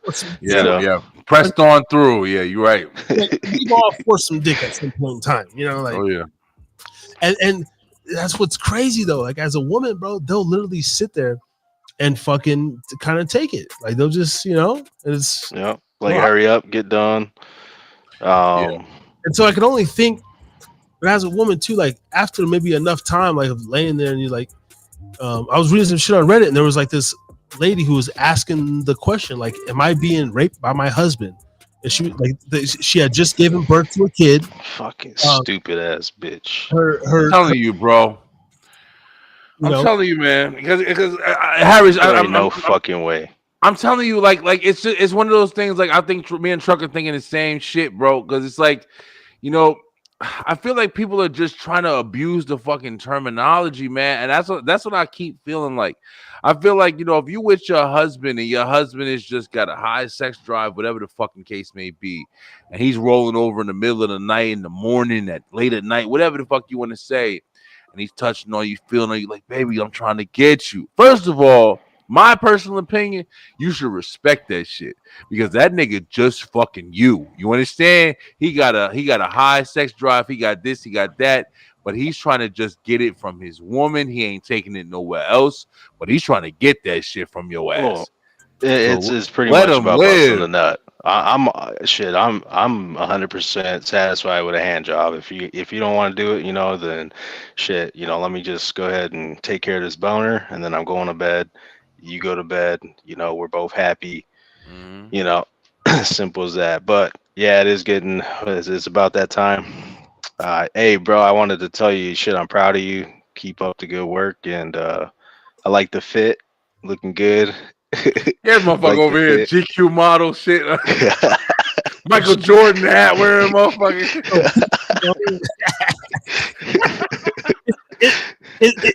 It's still the winter time, man. You know, we over here. You're right. Got the Tim boots on and shit, you know. Shout out to my East Coast pressing motherfuckers, you know. That's right. Yeah, no, I appreciate it, bro. Thanks for coming on, dude, and you know, giving some input and you know, breaking the shit down with us, man. Go lay in beautiful wife, man. Have a good night. Yep. B-Train, it was nice to meet you, man. We'll hop on again sometime. You too, Truck, man. Really nice meeting you, bro. Wish you the best. All right, peace out, y'all. All right, ladies and gentlemen, my brother, Trucks, aka Truck Stop, doing this trucker thing out there in the world. Good shit. Yeah, man. Harris, what's good, my brother? Yo, listen, man. I'm sitting there, like I said, man. I wanted to you know, jump on. I've been you know, for our thing, man. Our thing is the time difference. You know what I'm saying? Like I see you come on. I always try to check you out for a little while, usually before I go to bed. And I jumped on today. I've been on 3 fucking shows tonight since like 6 o'clock. I got off of work. I jumped right onto shows, and I saw Harris was on. I was like, listen, I feel good. I want to come on and be on the fucking therapy night rants. I just gotta say, brother, yo, listen, I appreciate you. I love you, man. I'm glad you're doing your shit. You killing it out here, and ain't nobody forget about you, bro. You killing it. Nah, say, man. I see you up in the, you know, just every day, goddamn posting. I get the notifications all the time and shit, you know. And we're just working, man. I did. I was gonna reach out to you, you know, here in the next week or so, because I met this local wrestler, bro. He at my job, and he's doing this wrestling match. I think this weekend or next. I'm gonna try to go to it, and I told him, said, man, shit, man, come on my podcast, spit your shit. And we're talking about, I guess he knows like a couple of legends. Like we were talking about Bam Bam Bigelow, and he was like, shit. And he called him by his real name. Something he's like, I don't know, Stevie or some shit. And he's like, oh yeah, he's like, I trained with him, and but I was gonna put him in touch with you because I said, bro, I know this other cat who does like an official your through the ropes stuff. So yeah, man, yeah, might be sending him your way as well, because he's like an amateur wrestler, and he has a match. And I've never been to a wrestling show. He's like, oh, you got to come check it out. It's like a family event. Yeah, it's a lot of fun, man. It's a lot of fun. I mean, one of the things, like, me and you've been talking for a while since we've been, working with publicists and doing this and doing that. Like, one of the things that I've had so much fucking fun doing, bro, since I've been back is the wrestling show. And I actually built a squad, and like, they come on with me every week. You know what I'm saying? It's not the same thing of always looking for somebody to come on and talk about what's going on in the wrestling world, and being able to have people on that are actually like, wrestling, like up and comers and shit like that. So I always appreciate that life. But the biggest thing that I'm enjoying more than anything is I'm enjoying this shit. You know what I'm saying? I'm not looking at it as a career. I'm not looking at it as a business. I'm not looking at it as shit. I still treat it like that, but I'm not looking at it like, you know what I'm saying? It's a difference. And that's why with the wrestling stuff like that, like, it's just easier because it's a passion. So when you do meet people, or you do meet somebody who is trying to become a wrestler, or you do meet somebody who's been wrestling on the indie scene, or we about to have the nephew of the Godfather. You know what I'm saying? Like, if you guys remember the Godfather from back in the day, he was Kama, he was Papa Shango. His nephew is coming on the show in a couple of weeks to talk about, like, the stories and stuff like that he had, growing up and seeing the Undertaker in his kitchen, and me and him been talking. We met each other. It's really interesting, man, when you do it for passion instead of doing it for fucking anything else. You know what I'm saying? Like, Harris, where we came from together. You know what I'm saying? Like, it's a different feel for me. This shit is I love this fucking shit, man. Yeah, that's how I'm able to keep going too. Is like I had to step back and just I just enjoy going live. I mean, I talked about my goddamn fucking meth fucking relapse, dude. I know. I've been watching you, bro. I have not been away. Like, like I said, it's been mostly with you. It's just it's the you're on later because of your time difference and everything like that. But listen, bro, I haven't been, I haven't been as active on the show as I want to be. But it's just like I'm always checking you, bro. I'm always fucking seeing what you're doing, and I see the consistency more than anything. Like, you know what I'm saying? Yeah. You've been the one motherfucker that I've met through this whole shit that I can honestly say every week you on this motherfucker. No matter what's going on, you always make an appearance. I had to, and that's part of the just the love of it. It's like I sat there and I was like, man, I really don't feel like going live this week, and I haven't been doing as much. I just hate social media, so like. I'll do my thing where I'll post my reels for like 2-3 weeks hard. And then I'll just like, I wake up every day. I'm looking at my phone. It's like, I could post a reel right now. Fuck, I just don't want to. I'm just, yeah. But as long as the show's consistent, but I have to show, like, I had to let them know, like, yo, man, like, yeah, I did a little fucking dope and shit. And like, the show's fucking horrible, but I'm still here. I feel it was great. You think the thing that's crazy is you think it's horrible, but I watched it. And you want to know something? It's good. It's real. It's real. And that's the thing. And that ain't just drunk Brian B talking. That's fucking honesty, bro. Like, it's literally, it's real. And I think that's, like I told you, bro, that's the one thing about your show. Like, your shit is genuine. And that's why people fucking tune in. That's why people watch. You know what I'm saying? I've been watching you, like, you've grown your subscribers, especially on YouTube, has fucking surpassed me. Bro. I've been on for 5 fucking years. And you came on and you're surpassed me because you're steady fucking motivated. You're steady going forward. You're steady fucking meeting people. You steady fucking on every single week, no matter the outcome, no matter the bad situations, no matter the good situations. Yo, that shit speaks volumes on your character, bro. Don't think nobody ain't watching, Harris. Like, on some real shit, bro. I'm telling you honestly, bro. Like, everybody's seeing what you're doing, bro. You're doing amazing. Keep killing this shit out here, bro. I appreciate it, man. We know. The only thing is to keep going. That's why one of my mottos is you never know what you're going to get, because every week, shit, you never know. It could be a guess. It could be just, damn, what is motherfucker do this week? Or I think last week we had my boy from Wendover, but we were talking about the autism and, some realer topics. He does music. I was like, man, fuck the music, bro. Just come on and let's talk about like what you do for your 9 to 5. Yeah. I think the last show I watched of you, I think you were, I don't know if it was a Sunday show or whatever, but I think it was like an hour and some change long. And I was checking you out and you were talking about a couple of things. You were doing a couple of things. It was just you. And another thing I respect about your show is like you literally like you'll go on and be by yourself. I'm actually like, you inspire me actually because there's actually times where I'm starting to learn that I want to be by myself more. Like I think I might have even said this previously on your show at that. Like I want to start doing shit on my own a little bit more. I want to start having a little bit more room to express my actual feelings on shit that I'm actually experiencing or shit that I'm seeing. And a lot of people kind of shy away from that because they feel like if you're just speaking by yourself, it's one party perspective. People aren't really getting as much information, or maybe not even as much enjoyment from just having one person, on speaking as much as they do. But at the end of the day, a lot of times motherfuckers is watching for your perspective and your opinion and shit like that. And your subscribers, I see you going up in subscribers, surpassing my shit on YouTube and everything. And it's like people are checking you out because it's genuine, bro. It's real. And I love the shit, man. I'll see Ray. What's up with Ray, bro? Ray good? Yeah, Ray's good. We're just like, creatively, I think we're in two different places right now. And then in our personal lives, he's on his mission and I'm just on mine. We kind of had a little riff, not a riff, but he just shout out to Ray, but it just his shit. He just has to do what he's doing, and I gotta do me, man. Like but we on the back end, we still talk here and there. I'm working like a few I had a fucked up schedule. I work some graveyards, I work some day shifts. I just put a month notice in my one job, so I have time back. I gotta find like days. I need to get back on my days. Fully.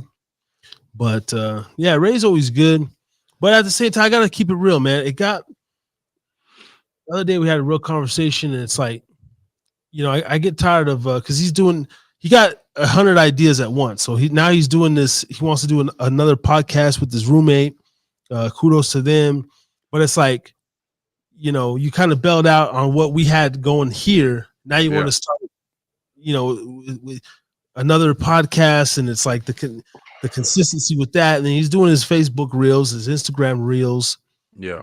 But I got my own complete vision of just like what I'm doing, and then at the same time, I still don't know what the fuck I'm doing. All I know is to set up the show and be consistent and press live, go live, and it's like.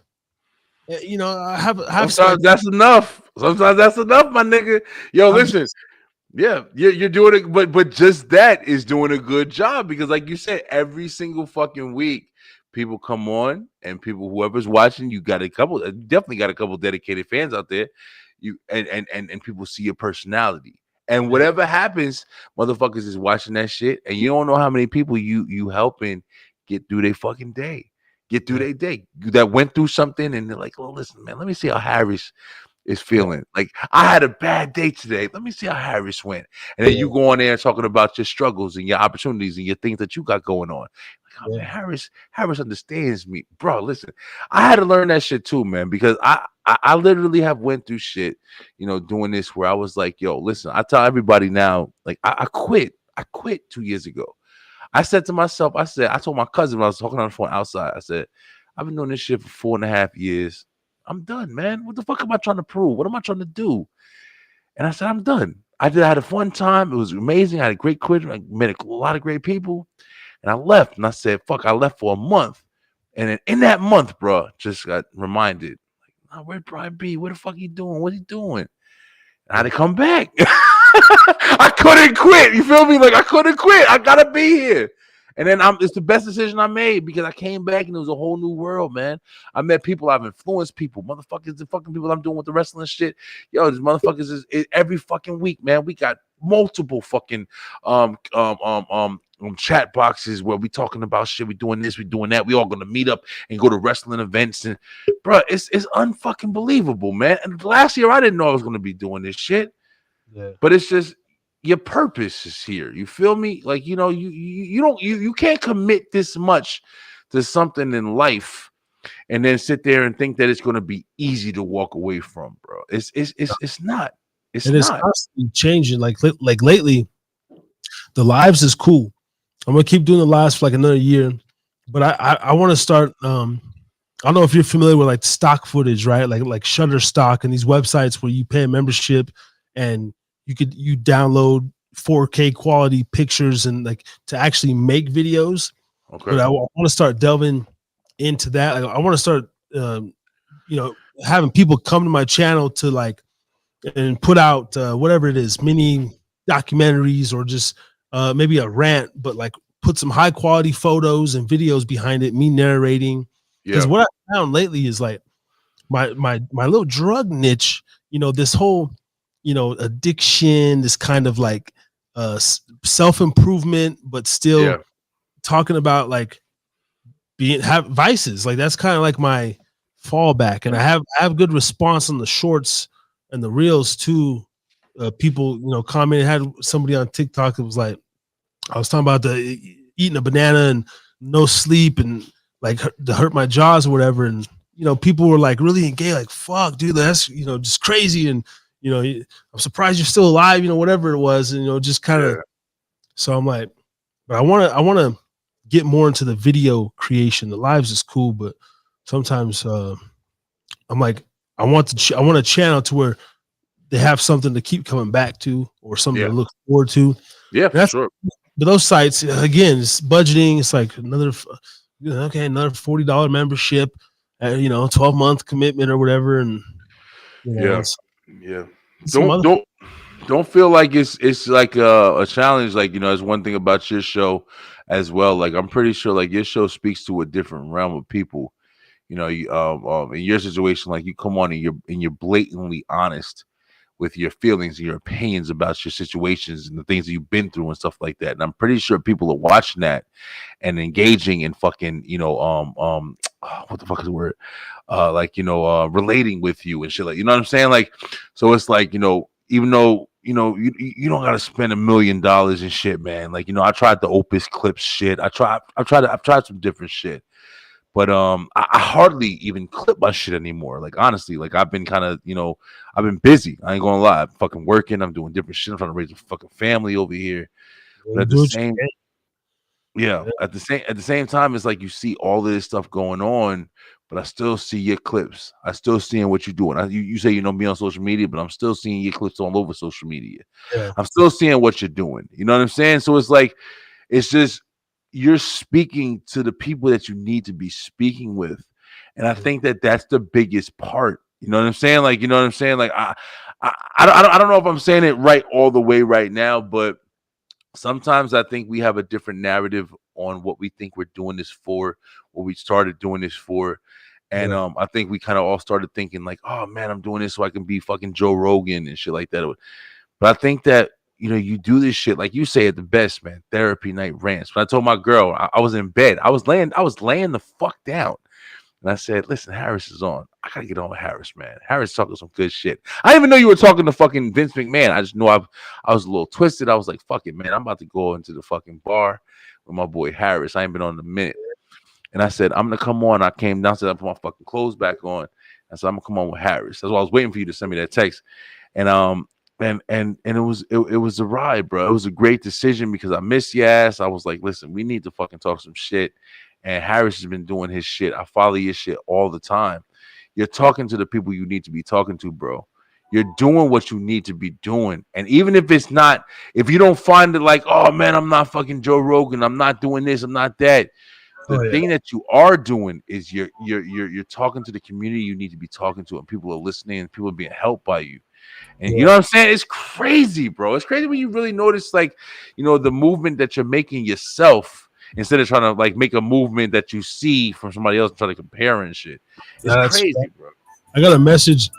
Shout out to Lupe Morales, man. My homeboy's sister, man. Like, in the 2 years I've been doing this, I didn't know nothing. And she follows me on Facebook, but she left a big ass lengthy post and shit on one of my drug clips, and just was like, yo, like it said some inspiring shit, and I was just like, damn, like, like I'm like, okay, like people be seeing what you're doing from afar, but then every now and then they can't help it, but like, okay, you know what, let me just tell this motherfucker this, or so, but yeah, I think that's my fallback, and that's what I'm comfortable in. Is like I like to talk hip hop and stuff, but I don't want to be a hip hop blogger or vlogger. I don't want to turn my channel into just like street beefs and shit.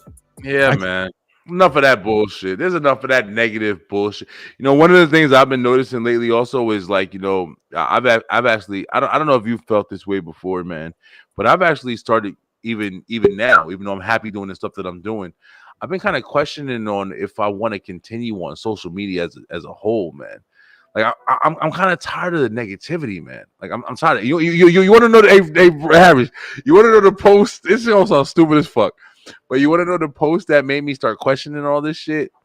The rapper, or I don't know if you can call her a rapper, the chick, Glorilla, whatever, on TMT or some shit, or World Star. She had a post and it said, all men cheat. It was all fucking capital letters and explanation points and shit. All men cheat. Fuck it. Change my mind or some shit like that or whatever. And I looked at that shit. And it was on like TMZ. Like, you know, you looked at TMZ where you get like the big news, like, oh man, this guy died or whatever, blah, blah. And it was on TMZ, and I was looking at this shit, and I was like, what the fuck? Like, this is news to y'all niggas? Like, when somebody dies or something, I believe it because TMZ posted it. Like, you're a credible source, in my opinion. But this is what the fuck you posting for clicks, nigga? Like, am I twisted or something? Like, what the fuck? Like, you just post this negative bullshit? And right there, bro, I question my whole fucking situation. Like, yo, do I even want to play with this shit anymore? Do I want to fucking play with people? Are we lost? Are we a lost civilization? Yo, yeah, we definitely lost. Like, yeah. So I don't know. I thought I deactivated it, but I definitely uninstalled the X or Twitter app on my phone, bro. Because I still maybe go live. I don't know. I thought I deactivated it, but I googled it. It's still there, but. Every morning I wake up on X, bro. Like ever since Elon Musk took over that shit, it was bad before, but like it was nothing but I don't even subscribe to nobody on there, and it was just fight videos, like violence, and all day. I woke up one morning, and it was I already had an alert, and I was like I know better, but I was watching it within the first 15 minutes, and it was a dude who was literally holding his girl in the bed, and he was like socking her out, like you could hear his fists, like, and she hear her like crying, bro. And I don't like that shit. And then the next clip said like it cut, and then it shows the dude laying in the bed, and I guess the caption was the brother got revenge. The brother comes in and puts like fucking 5 shells in him, and it shows the dude like getting shot in his sleep. And right then I said, oh man, this is some bullshit. And Great shit. I went to, deactivate my account. But I hadn't installed that, man. I had to. I unfollowed a lot of. I don't follow no like BBLs on Instagram no more because I was going in there, and every time it's just like, bro, it's just like it was getting me like distracted and shit, like horny. Yeah. Like yes, bitches. So I unfollowed everybody on there. You got to try to keep the algorithm. Is like into what you want, man. The social media sucks, bro. Like. Social media fuck you up, man. It really will. And yeah, like you were saying, I'm glad to hear that you were like kind of reaching the same kind of complexes that I was, because I was struggling with it for a minute.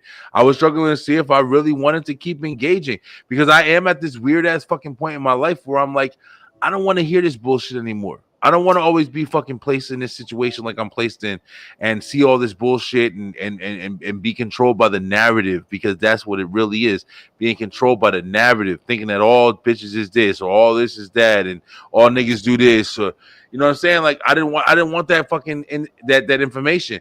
I've been on the fucking tip where just to show y'all where my mind state is at. I want to bust. I want to bust, my nigga. I want to bust. I want to clear that shit out. I want to make it a fucking mobile home or whatever you want to call it, or however you would call that shit. And I want to put my family in it, yo. I want to travel. I want to be fucking on the road. Fuck bills. Fuck everything. Like, you know what I'm saying? You see those videos and stuff like that with them people doing that shit. I want it. I don't want to play with the bullshit no more, bro. I want to disconnect from this fucking world. I want to raise chickens and goats and shit and eat them motherfuckers. Fuck the grocery stores. Like I'm tired of the fucking establishment. You know what I mean? It's weird, bro. It's fucking weird. Because at the same time, I still get on behind this mic every fucking day and stay up at night at 12 o'clock with you and on the show, knowing I gotta get up at fucking 8 o'clock in the morning to go to work and shit. I'm tired of the establishment, but at the same time, I'm not doing enough to get away from it. I don't know if it's fucking insanity. I don't know what it is, man, but it's literally like, I know for a fact if I could have a perfect world where I can establish my whole fucking future at this point right now in time, I would say, listen, give me a couple fucking places, give me an acre of land, whatever, and let me have my kids and my family, and let me live in the fucking world, growing my own food, not trusting none of these motherfuckers no more, and I'd be happy. I'd be beyond fucking happy for the rest of my life. I raised my kids to learn this shit. But at the same time, I still get on this microphone every day and I talk about news and politics and all this other shit. It's fucking weird, man. It's weird. It's like we do live in some crazy ass fucking ultra other reality, man. It's like I'm battling two people. No matter how much, I'm the same way, but like I'm also, I know like we're products of the so-called matrix, so you can only get away so much. I'm kind of like, I feel like I'm one of those, you know, those guys who's like, you know, I don't want to be in the billionaire boys club. I never have, bro. I want to. You should give me a couple 100,000. You know, give me 60,000 here, 30,000. You know, 10 grand for a show. 10. You know, like, and then take that little thing, and you know, buy. Like I'll, you know, just kind of move on the radar as much as you. We talked about it, I think last time you were on here. Like I do. That's the smartest thing I did during COVID was like, I found one of those little things, bro. I didn't know you could buy land for like payments, and I got me a little acre. My mom's got like 5 or 6, and they got the water well on their shit. So like that's our little plan, like in the future, like, you know, to build a little house or even pull a trailer out there, or if shit hits the fan, the first shit ain't build up. Either way, I got like a little plot to go and just pull, you know, take my truck out there for real and try to survive the zombies until they come out there, and you just gotta pick them off. Like, for real, nigga.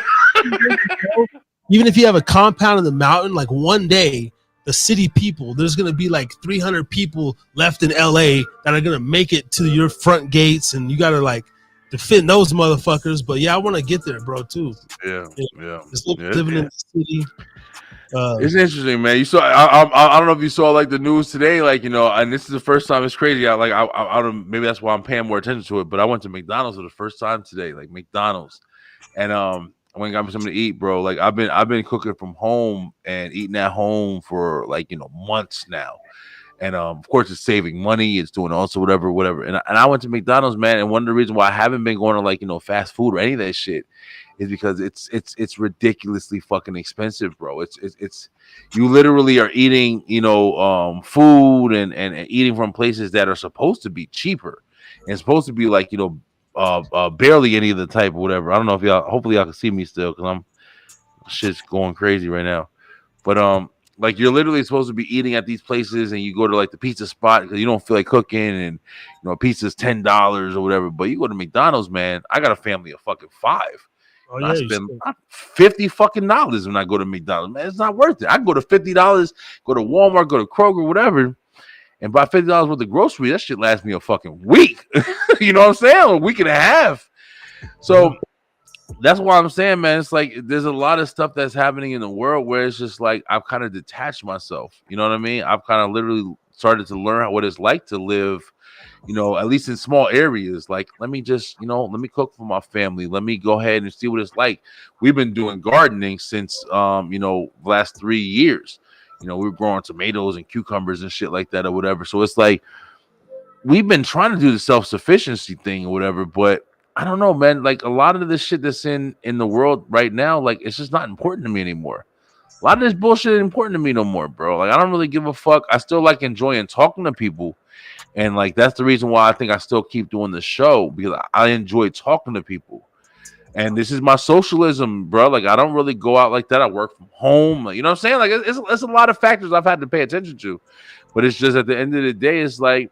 I still know that it's just weird in the world right now, bro. It's like it's just a weird fucking world right now. And I don't feel like I'm old enough to be like, getting classified out, but I feel like I'm old enough to kind of understand the balance between, you're too old to be social anymore, or you're too young to be taken seriously, or whatever the fuck you want to call it. I don't know. It's just weird, bro. I enjoy the place where I'm at right now in life. I'm not mad at it. I enjoy the connections that I'm making with the people that I'm making with and stuff like that or whatever, but I don't know, man. There's a different lifestyle we live in now, bro. I never knew I'd be here, though. That's one thing I can definitely say confidently. Yeah, you just take it. Yeah, take it little by little. Make small steps to if you want to get off the grid. So-called get off the grid. Yeah, honestly, that's possible. That ain't even possible. They got the satellite in the sky that can beam down, look through your fucking little tin roof. They can detect a fucking marijuana grow house from like miles away based on the humidity, or they could send a drone by when you're sleeping and fucking poison your garden, even if you're out. Like, and then if you get sick, I mean, hopefully you got a girl who's like a nurse or a doctor, but most of us don't. So we're still gonna have to drive 50 miles into the city to go see Dr. fucking Emerson at the whatever fucking clinic. Yeah. He gonna ask for your damn ID, social still. You still gonna have that bitch. It's just like we're fucked, man. You just for real, man. For real. Yeah, listen, man. Up on rubbing alcohol and peroxide and just get the basics. That's what I say. Get the basics and fight through, motherfucker. Like that's the shit. Like, you know what I'm saying? Like I'm at a weird point in life where I'm like, I don't know if I don't know. Like, you see a lot of people, like, people get like, and knock on wood, like, but people get them like cancer, and people get shit, man. People get weird shit. You know what I'm saying? Like shit that you never fucking even heard of and shit. I think I'm at the age where it's like, I don't give a fuck. If I got whatever, I got whatever. I don't trust doctors. I don't trust motherfuckers who's gonna tell me and like got my best interest in heart.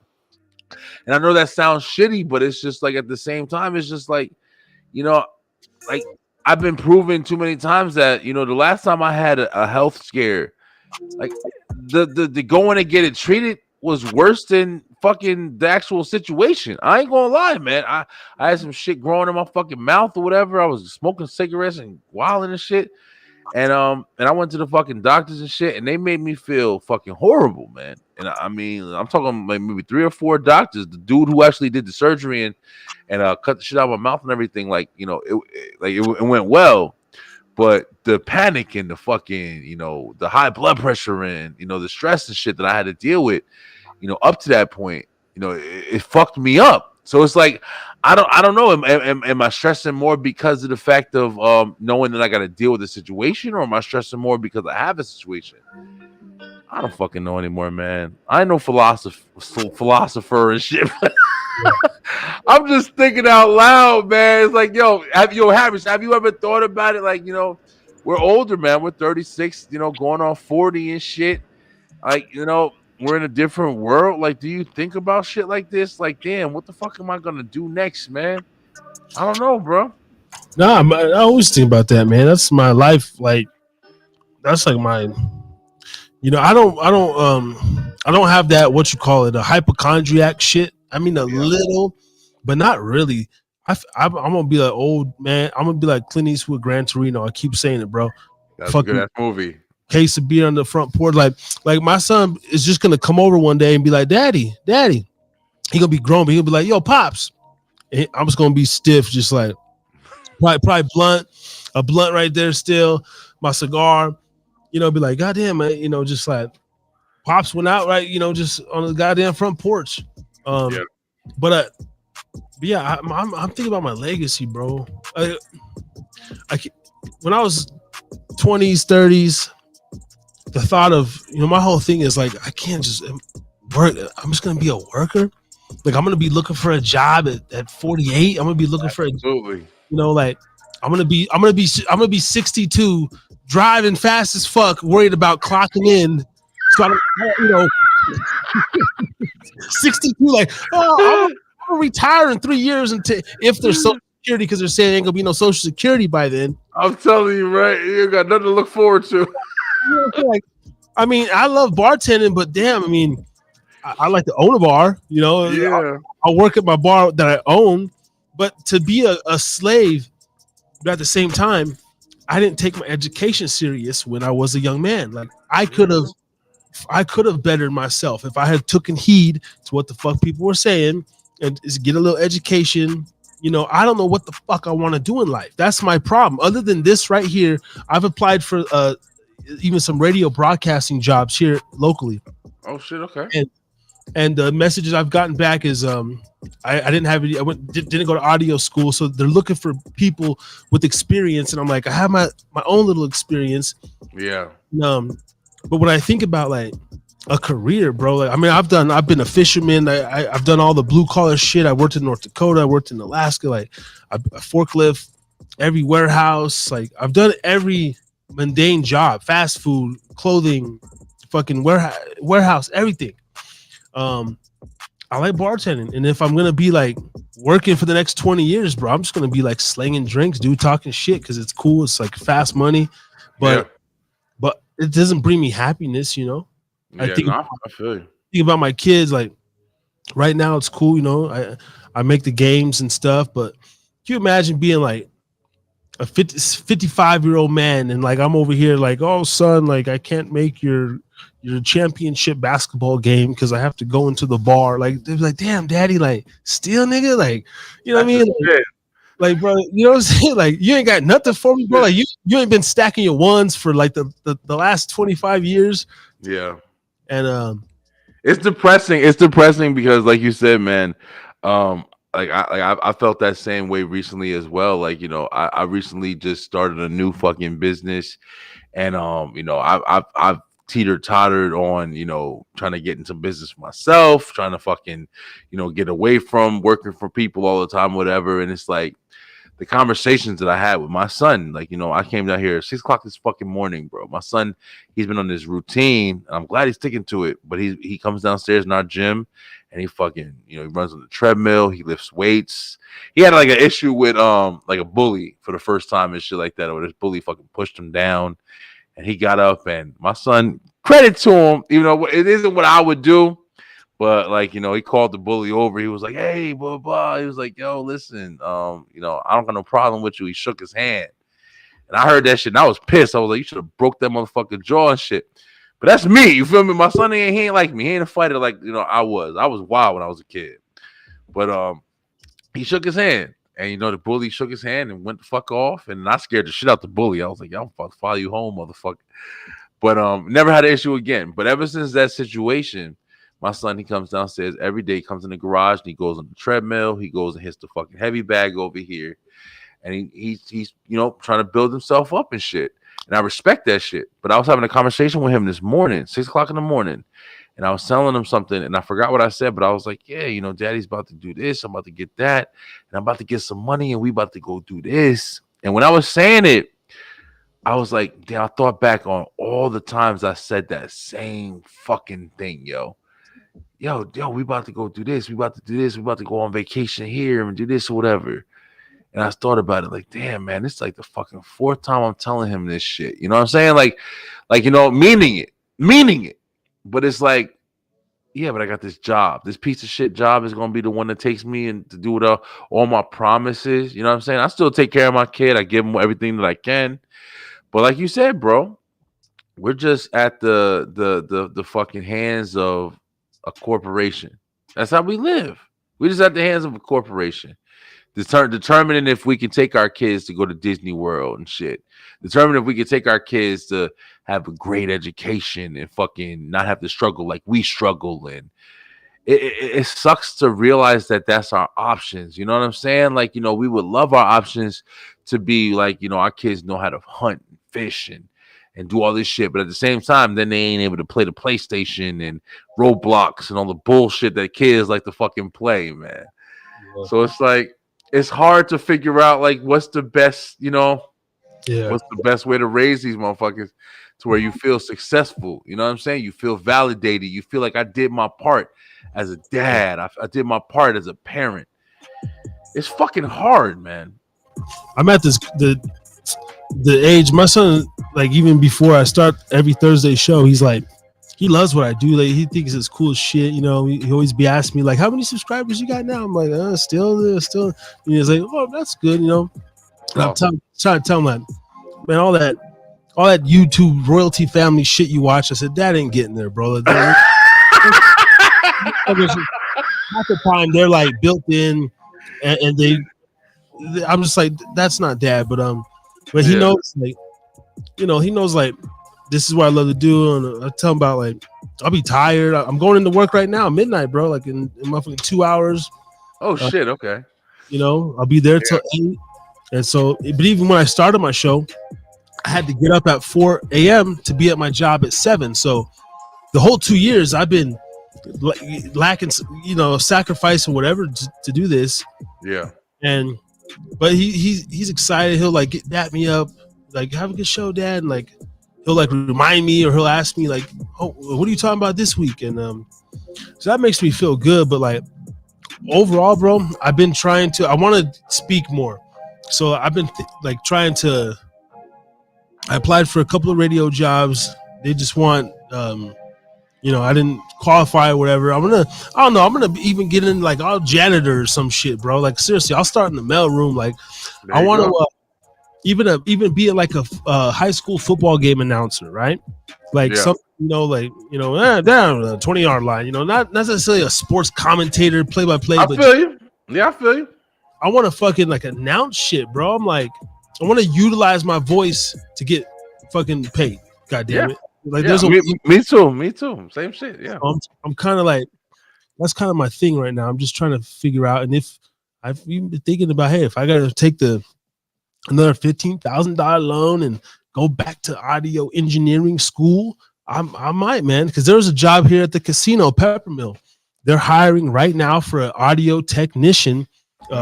Shit's paying like starting like 60 grand a year, and it's just somebody to operate the, you know, the lights, the boards for the shows and stuff that they do. And so I kind of slept on that years ago. But yeah, I'm gonna try to follow that, you know, more as I get into 40, whether it's school specifically or just like, yo, you need an announcer or some shit. Yeah, I'm gonna talk to this wrestler dude and be like, who's the ring guy? Like I want to, you know.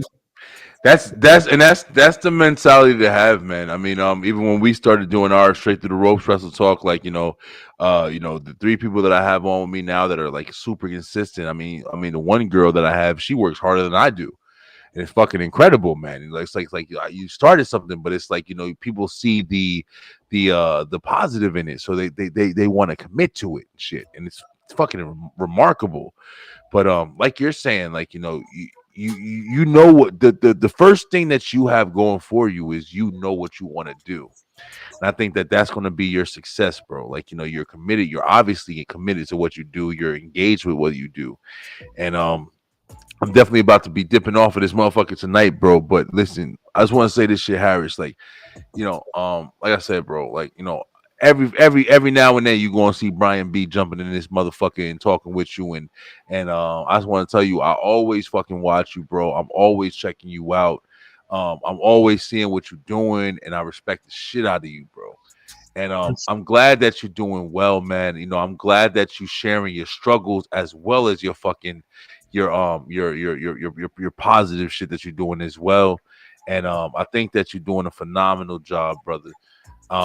You know, we all in this shit. Everybody has struggles. Everybody has stuff that they want to do, and I'm glad that people can listen to your show and feel relief and feel release, and everything that they get from your show. You gonna keep killing this shit, but yeah, we gonna keep going, man. We gonna keep going. I know that I've been, like I said, I've been twisted a little bit tonight, but it's been fucking an honor to come on here in the Harris Drinking Show and really meet back up with you and hear some good ass fucking vibes, and, you know, feel good about what I'm doing recently, and you know, just get remotivated, man. You're remotivated. Your show always fucking remotivates me. It always puts me back in perspective. Like, I'm doing this shit for a reason. You know what I'm saying? It's passion behind this shit. So I wish you the best, my brother. It's much love, man. And yo, Brian B, the Beeline ENT is always a place, man. If you ever feel bad, come on and talk to a nigga, man. Like let's continue to build, let's continue to grow, and keep killing this shit in this industry, bro. You're doing a great job.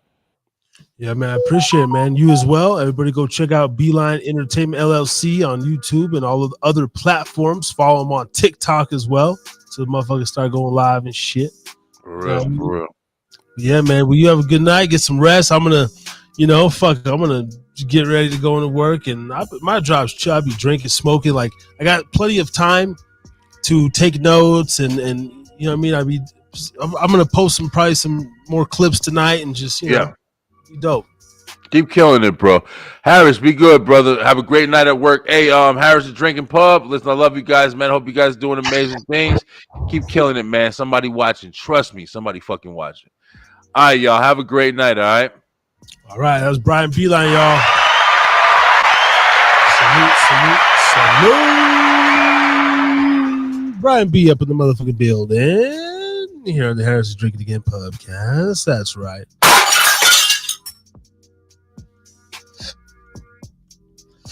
Harry's Drinking Again Pubcast. Yes. This has been episode 107, baby. 107 weeks in a row. Not missing a beat. Do you feel me? Doing whatever we can. You never know what you're going to get. Shout out to my brother, Truck. It's fucking weird because we have a homeboy named Trucker. And my brother Trey, man. Goddamn, his name's Trey. All right. When he tries to be cute, he be like, it's Trevon. It's Trevon. Nigga named Trey, all right? My half brother and shit. We did not grow up together, but we came in cahoots later in life, and you know what I'm saying?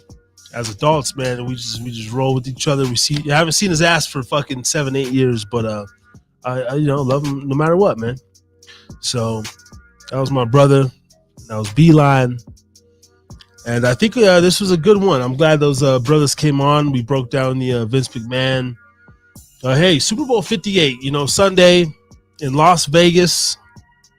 Epic. I even thought about driving down there, making a little last-minute trip like today, tomorrow, and Saturday. Probably ain't going to happen. I'll be up here in the north, 775, holding it down. But shout out to Vegas, man, the city I was born in. The battle-born state, 775 to the 702.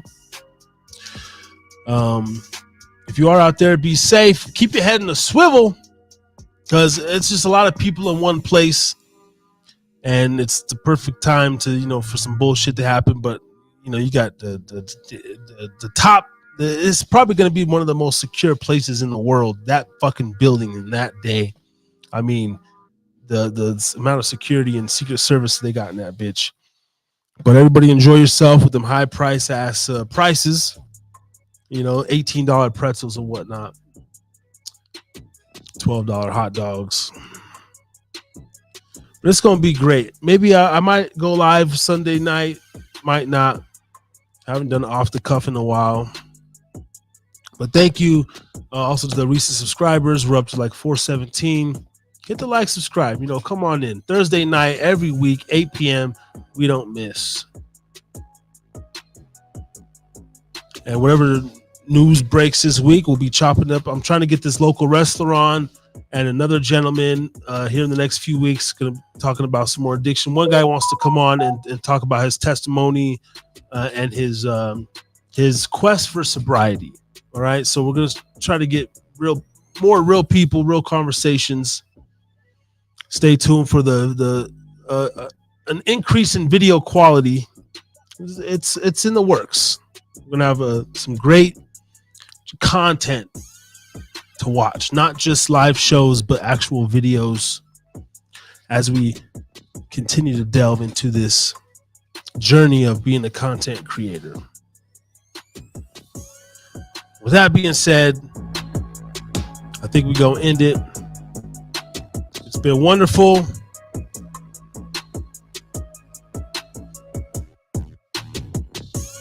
I did shave the curls.